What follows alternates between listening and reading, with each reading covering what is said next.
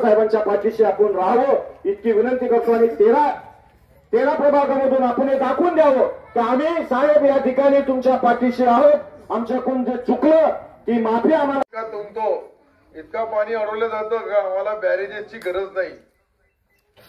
आपण विचार करा, कदाचित हे बॅरेजेस झाले असते तर 12 महिने बागायत आपली या जमिनी झाल्या असत्या. जमीन एकदा 12 महिने बागायत. इतका सोपा माणूस नाहीये, इतका छोटा माणूस नाहीये. त्याला विकासाचा ज्ञान आहे. विकासाच्या माध्यमातून प्रताप शेठला या शहराचा विकास पाहिजे. अरे काय होती या वाडीची वस्ती, काय अवस्था होती मला माहित आहे. जेव्हापासून मी थोडाफार लक्ष घालणं सुरू केलं 10-15 वर्षापासून, म्हणून तुम्हाला इतकं डिमांड आला.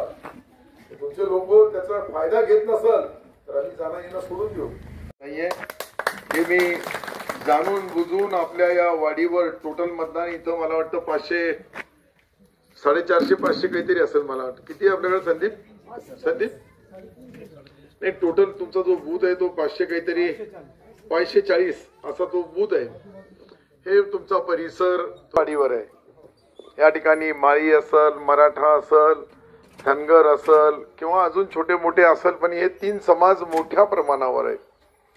या तिन्ही समाजाच्या लोकांना डोकं भडकवण्याचं काम करू लागले. त्यांच्या पायाखालची वाळू सरकलेली आहे. त्यांच्याकडे मुद्दा नाही, विकासावर ते बोलू शकत नाही.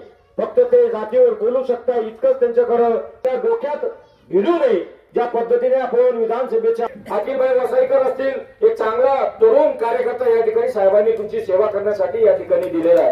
आणि आमच्या घरातून आमची वहिनी म्हणजे रेखाताई किशोर अग्रवाल यांना सुद्धा या ठिकाणी संधी देण्याचं काम साहेबांनी या ठिकाणी केलेलं आहे. आणि काम करणारे लोक मित्रांनो, आम्हाला तुमची सेवा करायची आहे. तुमच्या माध्यमातून पैसा कमवायचा नाहीये. अनेक लोक या ठिकाणी उमेदवारी घेऊन खरं तर आजची बैठक आपल्याकडे सगळे येतील.